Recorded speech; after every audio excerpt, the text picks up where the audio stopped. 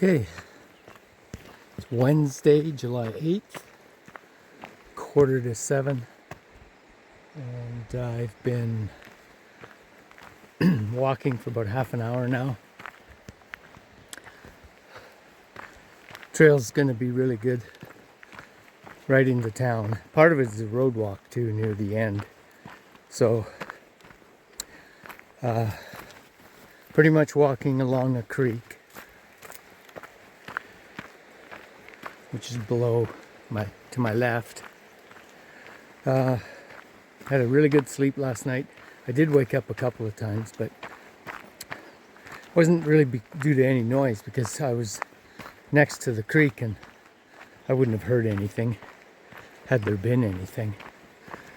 But 3 deer did show up this morning after I got up. I don't think they knew I was there because there's another set of tent sites. It was about 200 yards away, and I'm guessing they spent the night harassing those people, but because there were some people there. So this is going to be mostly flat-ish, downhill tendency towards the valley, but it's a nice morning. I actually had my puffy on this morning, which surprised me a bit because when I crawled in my tent yesterday, it was pretty warm. I think it'll be warm today, especially as you get lower elevation. So, excuse the huffing and puffing, a little uphill there. So I was thinking about the disaster that was yesterday afternoon. My bad for listening to that older couple and their advice, because usually it's exaggerated and somebody else's fears aren't always your fears. Like their threshold might be lower than yours. And when I was talking to Zoidberg, he took the trail. He ignored them. He said it was difficult, but it wasn't worth the effort to pass it by, which in my case, my confusion over their instructions just made it a mess for me. And after that, the blowdowns were still bad. So, and big trees, like really big ones. Most were dead. Well, they all were dead, but some had no bark and were completely smooth. And it's not like you could just hop on and over. Some you could, but there were some trees with, I'm going to say 10, 12 foot diameter. In fact, I think it was downright dangerous in some spots because you're trying to climb over a tree that is down. It's like a giant slide. And of course I'm by myself. I wasn't for a while. I was with Zoidberg and Red Maple and Thermos for a little while, but couldn't keep up. So I'm trying to go over some of these trees. I'm trying to go down the slope and around some of them. It's unfortunate that they haven't had a chance or the budget or whatever it is to do the trail maintenance. There's a lot of work that needs to be done, but at some point they got to get started on it, because if they don't, I think somebody is going to get hurt.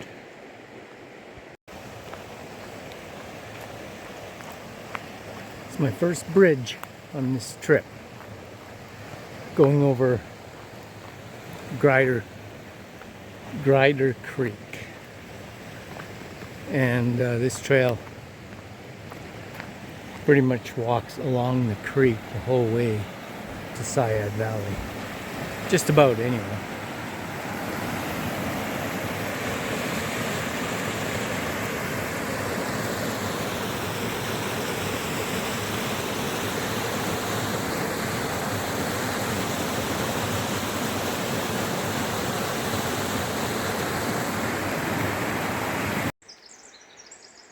So here's an example of what I faced a ton of yesterday. Obviously, still one more at least. So I can go up here and under. I might have to take my pack off. Or I go down there. There's a little trail that's in under. That's probably where I'm going to go. I can't go over it. Some might, the bigger people. But it's actually a little dangerous. So I did make it. I went that way, down. You can see where some people have gone there. So I was saying it was a little bit dangerous. What made the ones yesterday dangerous is that the slope was so steep that you could, if you one misstep and you're going to go for a slide either on top of the log or below it and on the slope. And so you just got to be careful where you place your feet. Take your time, because there's no rush. I mean, you could be in a hurry that day to get somewhere, but there's not much point when you do that. You can see where this log was cut a few years ago. But there's no point in trying to rush through one when 50 feet later you got to do it again and then again. At some point, if you keep rushing, then you will hurt yourself. And there's yet another mess that I went over. I went through the hole where the root used to be.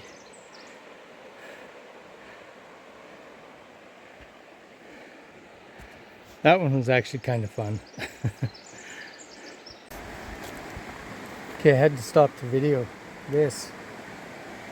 It's a manzanita tree. You see a lot of them in the southern part of California.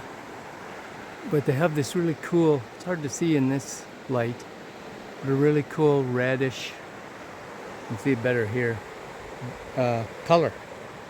So, just haven't seen one this big in a long time. Still hiking along the Grider Creek Canyon. It's been a little over 2.5 hours, I guess, and still in the shade, which is nice.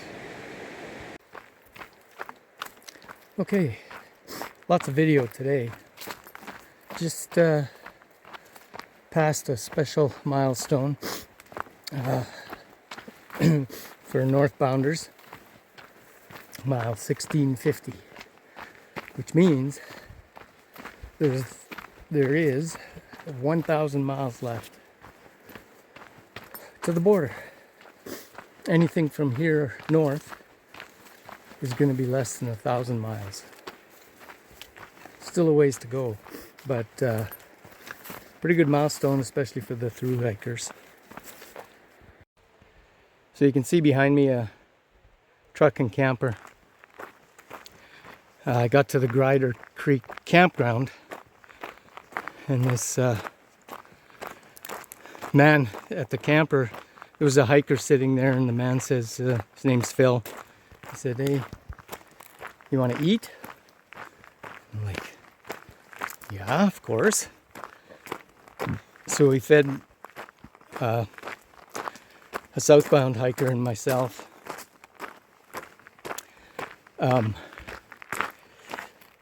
awesome sausage and egg burritos. Oh, it was so good. I wasn't expecting that at all. Trail magic is so cool. And this was the first time he had done it. And really, he says the reason he's out here scouting early in the season for deer hunting this fall. But he said just he wanted to use up the rest of his food. So now he's feeding hikers and whoever stops, basically. So that was nice. It was fun.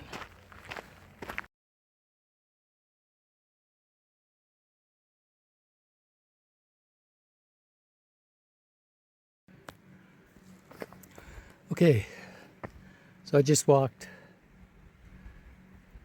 about 5 miles from the Grider Creek campground. It is part of the PCT. It was gravel and then pavement.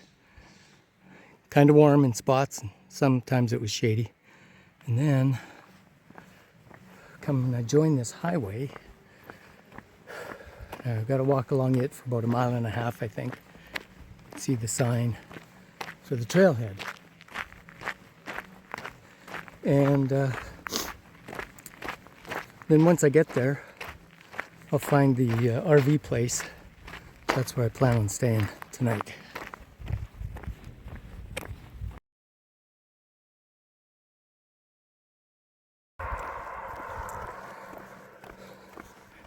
So this is a bridge on, I think this is Highway 96. And this bridge, I don't want to stay on it too long. It's not very, not very wide, but it goes over the Klamath River. And that Grider Creek flows in to the Klamath. So if Klamath sounds familiar, that's the river that had a bunch of dams removed. Well, that's the last thing you want to see barreling at you. So that's part of the PCT, though. Dangerous part. So the Klamath had a bunch of dams removed. I think all of them except maybe one. So it restored all the salmon spawning. But it created some controversy too, which is why it made the news.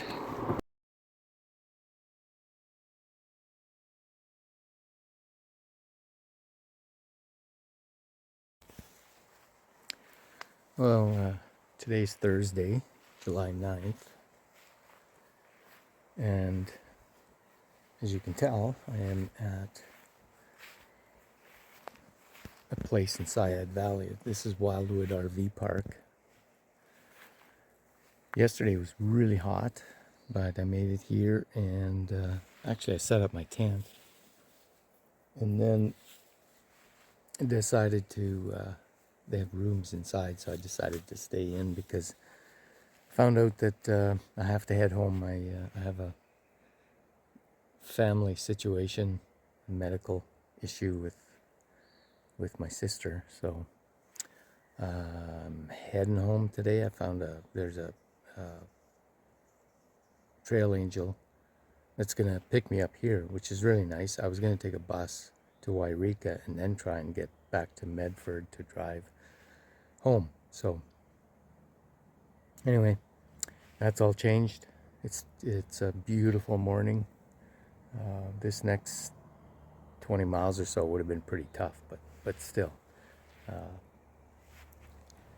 doing the important thing, and that's this trail's always going to be here. I've said that before, so I'll get a chance to come back and meet the great people here. Nina and Michael were awesome. Mickey and Bill were really good. Bill cooks up, he barbecues every night, and last night we had ribs and coleslaw and other items, corn and stuff like that, so it was really good. So anyway, that's it. I'll probably do an update when I get home, and there'll be next year, maybe even later this year, to come and finish this.